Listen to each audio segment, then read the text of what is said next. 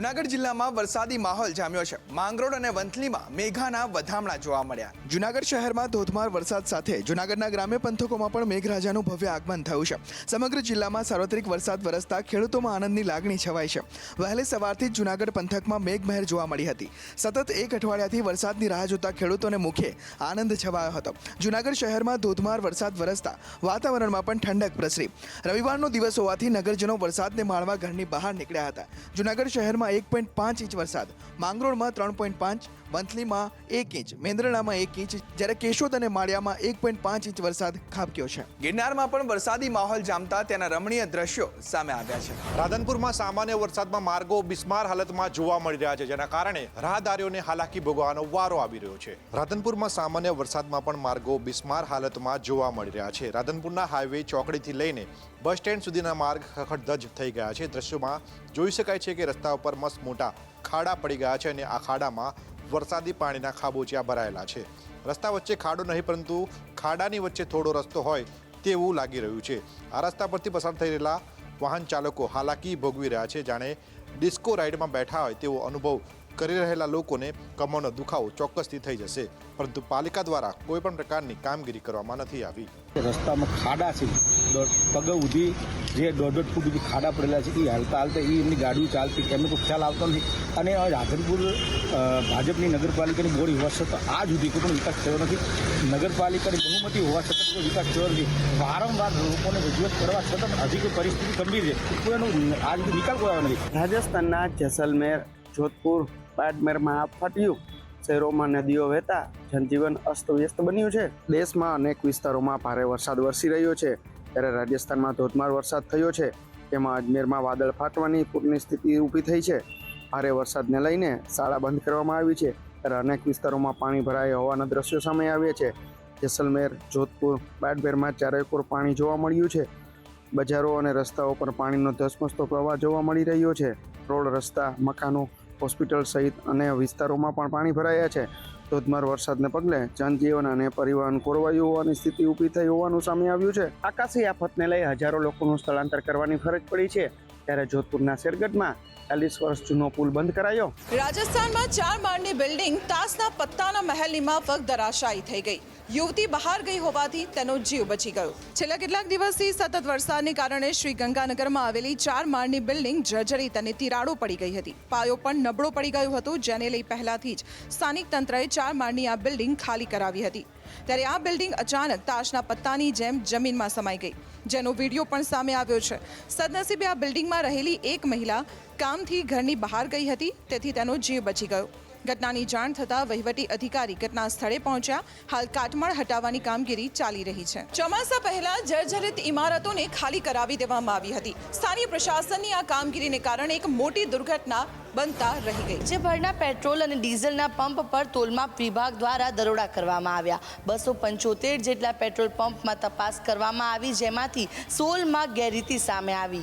રાજ્યના તોલમાપ તંત્ર દ્વારા રાજ્યવ્યાપી 2 દિવસથી વિશેષ ડ્રાઈવ યોજવામાં આવી હતી, જેમાં વિવિધ શહેરોના હાઈવે પર આવેલા 275 જેટલા પેટ્રોલ ડીઝલ પંપ ઉપર દરોડા પાડીને સ્થળ તપાસ કરી હતી। આ દરોડા દરમિયાન 16 જેટલા પેટ્રોલ પંપ પર ગેરરીતિ જાણતા કાયદેસરની કાર્યવાહી કરવામાં આવી હતી। રાજ્યના તમામ 33 જિલ્લામાં અલગ અલગ પેટ્રોલ ડીઝલ પંપોની આકસ્મિક તપાસને હાથ ધરીને કાયદેસરની કાર્યવાહી હાથ ધરવામાં આવી હતી, જેમાં અમદાવાદ જિલ્લાના 3, પંચમહાલમાં 2 તેમજ વડોદરા, સુરત, કચ્છ, ગીર સોમનાથ, અમરેલી, ભાવનગર, બોટાદ, સુરેન્દ્રનગર, મહેસાણા, હિંમતનગર, સાબરકાંઠા અને મોરબી જિલ્લામાં 1 એમ કુલ 16 જેટલા પેટ્રોલ અને ડીઝલ પંપનો સમાવેશ થાય છે કે જેઓ ગેરરીતિ આચરતા હતા। ગ્રાહકોને ઘણી વખત પેટ્રોલ અને ડીઝલની ખરીદી કરતી વખતે છેતરવામાં આવતા હોય છે। આ પ્રકારની ઘટનાઓ પર નિયંત્રણ લાવવા માટે રાજ્યવ્યાપી દરોડા પાડવામાં આવેલું છે। જૂનાગઢ જિલ્લામાં બેફામ ખનીજ ચોરીને લઈને તંત્રની નિષ્ક્રિયતા સામે કોંગ્રેસના ધારાસભ્યએ સવાલ ઉઠાવ્યા છે। ખનીજ ચોરોના નામ સાથેની યાદી મુખ્યમંત્રીને તેમણે પત્ર સાથે મોકલી છે। ધારાસભ્ય વિમલ ચુડાસમાએ જૂનાગઢ જિલ્લામાં બેફામ ખનીજ ચોરીનો આક્ષેપ કર્યો છે। ખાસ કરી ચોરવાડ, માંગરોળમાં બેફામ ખનીજ ચોરીનો આરોપ લગાવ્યો છે, જેને લઈ ખાણ ખનીજ વિભાગના અધિકારીઓ સામે પણ રાવ ઉઠી છે। ધારાસભ્ય વિમલ ચુડાસમાએ મુખ્યમંત્રીને પત્ર લખી ખનીજ ચોરી રોકવા માટે માંગણી કરી છે। આજે 200 કરોડની ઉપરની ખનીજ ચોરી ચાલુ છે, એ ખાડાઓમાં આપવામાં આવે તો 200 કરોડની ઉપરનું ખનીજ દંડ થઈ શકે છે. ત્યારે મેં કાલે એમને લખેલો કે અત્યાર સુધી તમે જોઉં છો પણ તમે એકવારના કાર્યવાહી કરેલી નથી. તમારા ખનીજના અધિકારી આવે છે, આટો મારીને વહી જાય, બેફામ ચાલી રહી છે. એનો મતલબ એ થયો કે ખનીજના કમિશનર ધવલ પટેલ સુધી પણ હપ્તા પહોંચી રહ્યા છે. બોટાદના એમએલએ ઉમેશ મકવાણા ઉપર ભ્રષ્ટાચારના આરોપ લાગ્યા છે. બોટાદ નગરપાલિકાના મહિલા સદસ્યના પતિએ વિડીયો વાયરલ કર્યો છે. બોટાદના ધારાસભ્ય ઉમેશ મકવાણા પર ભ્રષ્ટાચારના આરોપ લાગ્યા છે. બોટાદ નગરપાલિકાના મહિલા સદસ્યના પતિ કાળુ રાઠોડે ભ્રષ્ટાચારના આરોપ લગાવ્યા છે. કાળુ રાઠોડનું કહેવું છે કે આકસ્મિક રીતે એમએલએ બન્યા અને હવે ભ્રષ્ટાચાર કરે છે. ધારાસભ્ય તમામ અધિકારીઓ પાસેથી હપ્તા લેતા હોવાના આક્ષેપો લાગ્યા છે. બોટાદના ચીફ ઓફિસરના તમારે ટાંગા ભાંગી નાખવાના છે. ત્યારે મેં ધારાસભ્યશ્રીને કીધું કે સાહેબ એવું ના કરાય. સત્તા ધારાસભ્ય સમજ્યા નહીં. મેં કીધું કારણ શું કરવાનું? ત્યારે ધારાસભ્યએ કીધું કે આ ચીફ ઓફિસર આપણું કામ કરતો નથી, આપણું રાખતો નથી, આપને ભાગ બટાઈ દેતો નથી અને બોટાદમાં તમામ અધિકારી પાસેથી હપ્તાબાજી ચલાવે છે. તો બોટાદની જનતા જાણે છે. એના પીઆઈએ પણ એની ઉપર ફરિયાદ કરી દીધી. ખેડાના માતરમાં દારૂ બંધ કરાવવા ભાજપ નેતાની પોલીસને ચેલેન્જ.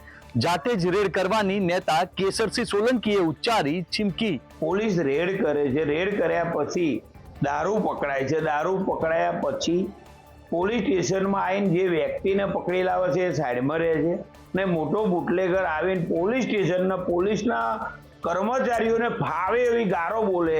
એટલે સરકાર આ બાબતે ચોક્કસ ધ્યાન દે. આવું પોલીસ ગારો સાંભળે ને દારૂનો ધંધો કરાવતી હોય પોલીસ ખુલ્લેમ પેલો ભાઈ એવું કહે છે કે તમે અમારી જોડે હપ્તા લો છો, તમે આ રેડ કરો જ કઈ રીતે? એટલે હું આ પોલીસ ઉપર કહેવા માંગુ છું કે તમે જે આ રીતે ખુલ્લેઆમ લોકોને દારૂના અડ્ડા ચલાવવાનું જે ચાલુ કર્યું છે, આવનારા 10 દિવસની અંદર તમે તમામ લીંબાસી પોલીસ સ્ટેશનને હું કહેવા માંગુ છું કે અમારા હદની અંદર એક લીંબાસી પેટ્રોલ પંપની બાજુમાં ખુલ્લેઆમ સ્ટેન્ડ ચાલુ છે. ખુદ ભાજપના નેતાએ જ ખેડા જિલ્લા પોલીસ પ્રશાસન પર સવાલો ઊભા કર્યા છે અને પોલીસ અને બુટલેગરો વચ્ચેની સાંઠગાંઠના દાવા કર્યા છે. અમદાવાદમાં ગેરકાયદે બાંધકામ મુદ્દે ભાજપ કોંગ્રેસ સામસામે. ધારાસભ્ય ઇમરાન ખેડાવાલાના આક્ષેપ પર ભૂષણ ભટ્ટે જવાબ આપ્યો. ધારાસભ્ય ઇમરાન ખેડાવાલાએ અમદાવાદ મ્યુનિસિપલ કોર્પોરેશનની ડિમોલિશનની કામગીરી પર સવાલ ઉઠાવ્યો હતો અને આરોપ લગાવ્યો હતો કે એક સમાજ અને વિસ્તારને ટાર્ગેટ કરી ઘર તોડવામાં આવે છે. પોલિટિકલી એમને કંઈ ફાયદો થાય એના માટે જમાલપુર વોર્ડના અંદર જ ગેરકાયદેસર જે બાંધકામો કહીને તોડવામાં આવી રહ્યા છે. મેં એમને લિસ્ટ આપ્યું કે આ જગ્યાએ અમદાવાદ શહેરના અંદર 7 ઝોનના અંદર આ જગ્યા પર અત્યારે પણ ગેરકાયદેસર બાંધકામો છે. તમે તોડો. તમે ફક્ત ને ફક્ત જમાલપુરના અંદર જ કેમ તોડો છો? એક સમાજને તમે ટાર્ગેટ કેમ બનાવો છો? હકીકતની અંદર ત્યાંના સ્થાનિક રહીશો પણ આનાથી ખૂબ પરેશાન છે.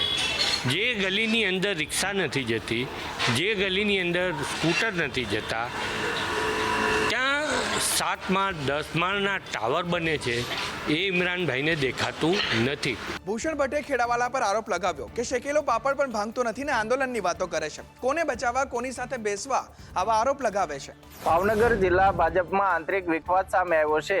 પૂર્વ જિલ્લા ભાજપ પ્રમુખ મહેશ લંગાળિયાને શિસ્ત ભંગની નોટિસ ફટકારવામાં આવી છે. જિલ્લા ભાજપમાં આંતરિક વિવાદ સામે આવ્યો છે. ભાજપના ધારાસભ્ય સામે ભ્રષ્ટાચારના આક્ષેપ લગાડવા બદલ જિલ્લા ભાજપના પૂર્વ પ્રમુખ મુકેશ લંગાળિયાને શિસ્ત ભંગની નોટિસ ફટકારવામાં આવી છે. ગઢડા વિધાનસભાના ધારાસભ્ય શંભુનાથજી ટુંડિયા સામે તેમના જ મત વિસ્તારના 37 ગામના સરપંચોનું સન્માન સમારોહ કાર્યક્રમ યોજવામાં આવ્યો હતો, જેમાં સરકારી કામોમાં ભ્રષ્ટાચાર અને કોન્ટ્રાક્ટર પાસેથી રૂપિયા લેવાના આક્ષેપો જાહેર મંચ ઉપરથી પૂર્વ પ્રમુખ મુકેશ લંગાળિયા દ્વારા કરવામાં આવ્યા હતા. આ બાબતે ભાવનગર જિલ્લા ભાજપના વર્તમાન પ્રમુખ દિગ્વિજયસિંહ ગોહિલ દ્વારા પ્રદેશ કક્ષાએ ફરિયાદ કરવામાં આવી હતી અને જિલ્લા ભાજપ પ્રમુખ દિગ્વિજયસિંહ ગોહિલ દ્વારા પ્રદેશની સૂચના અનુસાર નોટિસ આપી 7 દિવસમાં જવાબ આપવા જણાવ્યું હતું. ભાવનગર જિલ્લા ભાજપના પૂર્વ પ્રમુખ અને વર્તમાન ધારાસભ્ય વચ્ચેના ગજગ્રાહને શાંત કરવા માટે જિલ્લા ભાજપના પ્રમુખે બંધ બારણે એક બેઠક પણ યોજી હતી. સુરતમાં કેમિકલ યુક્ત પાણીને લઈ એમએલએ મનુ પટેલનો બળાપો, એસએમસી અને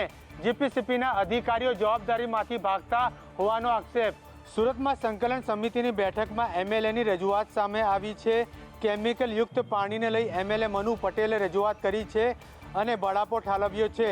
તપેલા ડાઇંગ મિલના કેમિકલયુક્ત પાણીને લઈ રજૂઆત કરી હતી અને કહ્યું હતું કે સુરત મ્યુનિસિપલ કોર્પોરેશન અને જીપીસીબીના અધિકારીઓ જવાબદારીથી ભાગે છે, જેના કારણે કેમિકલયુક્ત પાણી છોડાઈ રહ્યું છે. સુરત કોર્પોરેશન તો કાર્યવાહી કરે જ છે, પરંતુ લાયસન્સ તો જીપીસીબી આપે છે.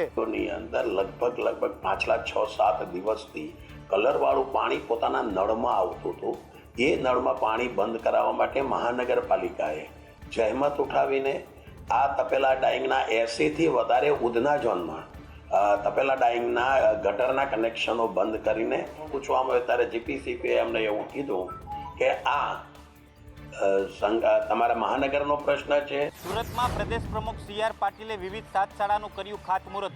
સાથે પાટીલે પાણી બચાવવાની કરી વાત. ગુજરાત ભાજપ પ્રદેશ પ્રમુખ CR પાટીલની ચૂંટણી જીતાડવા માટે માઇક્રો પ્લાનિંગ કરતા હોય છે, જેમાં તેમને સફળતા પણ મળતી હોય છે. તેમને આજે ગુજરાત ભાજપ પ્રદેશ પ્રમુખ બન્યાના 5 વર્ષ પૂર્ણ થયા છે. પાલિકા હોય કે નગરપાલિકા, વિધાનસભાની ચૂંટણી હોય કે લોકસભાની ચૂંટણી, તેમનું અજય રહેવું તે તેમની આગવી ઓળખ છે. ત્યારે આજે સુરતમાં વિવિધ 7 પ્રાથમિક શાળાનું પણ ખાતમુહૂર્ત કર્યું છે. સાથે સુરતમાં મેટ્રો ટ્રેનથી બુલેટ ટ્રેન સુધીના વિકાસની વાત કરી હતી. ખાસ આ કાર્યક્રમમાં પાણી બચાવવાની વાત કરી છે. ઘણા બધા વાલીઓએ પોતાના બાળકોને ખાનગી સ્કૂલમાંથી મહાનગરપાલિકાની સ્કૂલમાં એને આમંત્રણ આપ્યું છે અને એડમિશન આપ્યું છે. સુરત શહેર આખા વિશ્વમાં સૌથી ઝડપતું શહેર તરીકે 4થા નંબર ઉપર છે. એક નાનું શહેર, એક ગંદુ ગોબરું શહેર આજે આ દેશની અંદર સ્વચ્છતામાં સર્વોત્તમનું બિરુદ એ સુરત શહેરે મેળવ્યું છે.